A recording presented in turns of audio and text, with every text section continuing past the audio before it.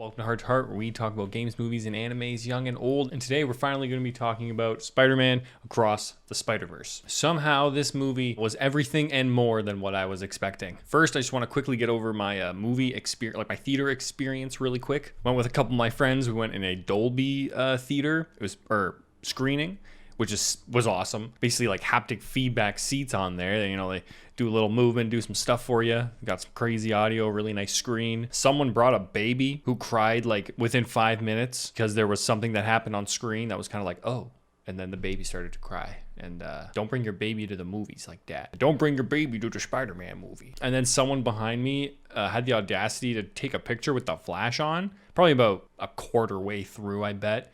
And that was probably very embarrassing for said person. Other than that, I had a great time. Like, I had such a good time in this movie. I could not help but just constantly say, wow, this is cool. This is so cool. This is so fucking cool. Like, it was so cool. Like, that movie is almost like a love letter to animation. Like, that movie can be so many things, and you can take so much from that movie. Like every person can watch that movie and take something different from it, whether it be Gwen's storyline, whether it be the animation, or maybe you relate to a different Peter Parker more, maybe you relate to Miles. And like that's kind of the beautiful thing about this movie and the beautiful thing about Spider-Man, which I think was encapsulated in this movie basically perfectly, is that anyone can see themselves in the mask.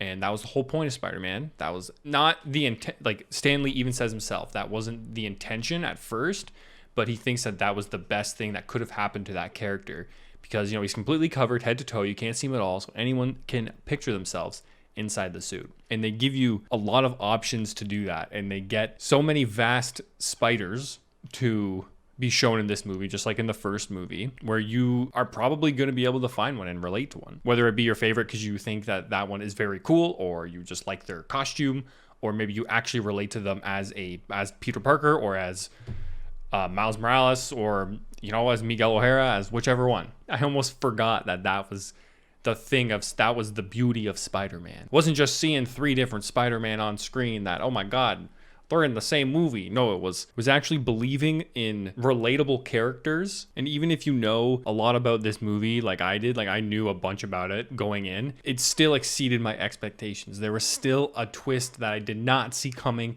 at all. There were still so many things that happened that I couldn't have expected. So I guess that's like a general praise for the movie. I just really loved it. I thought it was awesome. Like I could go on about the animation and the score for hours. I could probably write a whole essay on it. All of the different themes for the main spiders are so good. It's crazy. It's just insane. It's how can you make all of them so good? None of them miss. You know what I mean? It's crazy. They show different spider worlds, and the emphasis on that, like it's actually important to the story, the different Spider-Verses and how they're animated. Like that is an important thing, not just for show. It's like a semi spoiler, I guess, but like not really.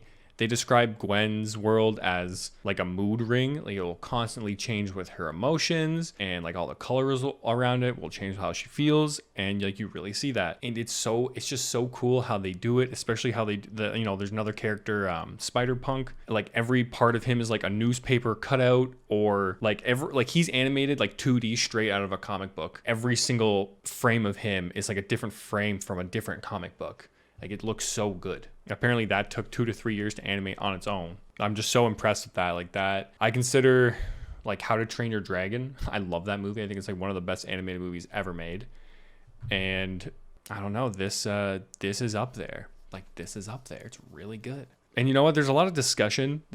I don't think this is a spoiler, but there's a lot of discussion about the ending because it ends on a cliffhanger.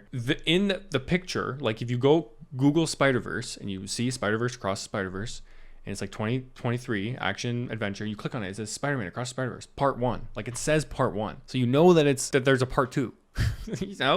But people were surprised. And once it started to get to that point, I turned to my friend, I went, the movie's gonna end. Like it's gonna end right now. We both were like, I can't believe the movie's gonna end right now. I can't believe it.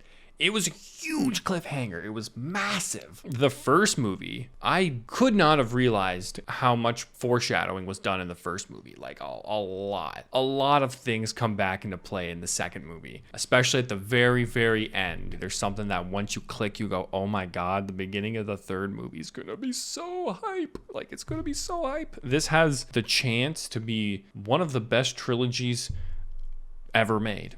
I'm just going to say it. It does. Especially for Spider-Man fans, I think this will be like the best one ever made. I really do. I wish I could go back to my review of I think No Way Home, right? And just give that a little less, because that is a nostalgia bomb of a movie and it falls apart in so many levels. But these movies, the Into the Spider-Verse, like the What's Up Danger scene of him jumping off the building and everything's upside down, even that is a foreshadow. Like, what the hell? Everything's a foreshadow to the second movie. And it's such a phenomenal shot. Like, I just can't get over it. If you know me, you know my taste in movies, and you know that I'm a sucker for really good transitions. There's so many good transitions and like match cuts, and it just being generally beautiful. I guess I can go on forever because I just keep talking about it. I don't need to talk about any of the Spider-Man specifically because they're all amazing, but there is one I want to bring up, and that is Ben Reilly, because I've seen the discourse about it. I've seen some people being, unhappy about it. But though I didn't enjoy him being stupid, because he definitely is not smart, that is kind of what his character was. He just was supposed to be like the perfect pose and like flex, and he was just supposed to be kind of hot. That was like his whole purpose. I think people kind of forget that because he's a cool character and they do him dirty in every comic book iteration. But that was kind of what he was supposed to be. He was supposed to be just like a hot Peter Parker who was just gonna flex in the rain and be like a brooding Spider-Man. So yeah, that was pretty funny to me. I really like that. Well, I mean, I guess Spider-Punk steals the show. They all really do a fantastic job. All the voice acting is phenomenal. Spot.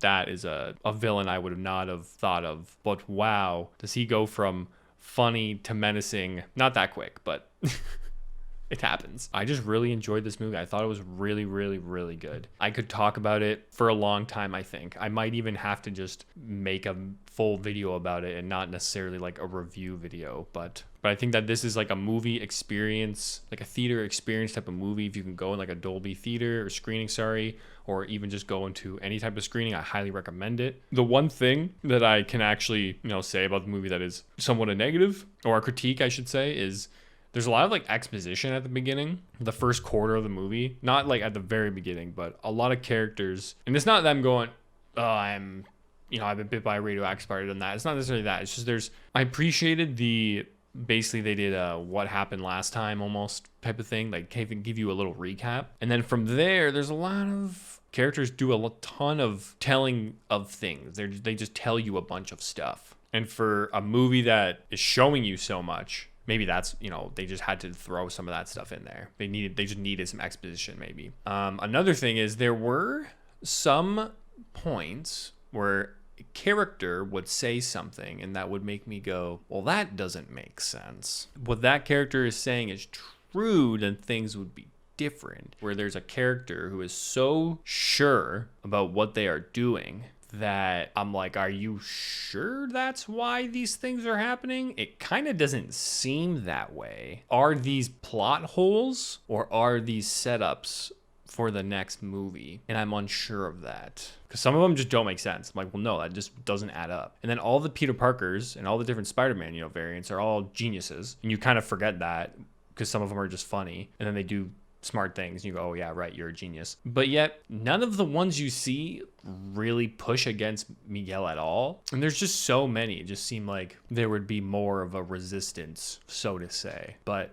that could be answered in the third movie too. I'm gonna have to wrap it up there. I want to give this movie, Spider-Man Across the Spider-Verse Part 1, a 95, almost a full health bar. You will literally never see a full health bar on my review thing. I'm just gonna say that right now. This movie is the #1 rated movie on Letterboxd, and though I'm not so sure if that is if it deserves that, I'm also not sure if it doesn't, because wow, it was so good. I cannot wait for the third one. I have no idea how it's gonna live up to that, but we shall see.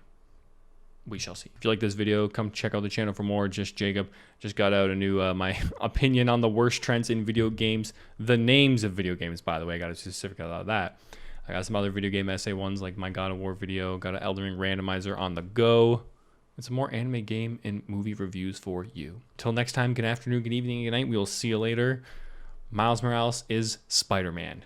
Peace.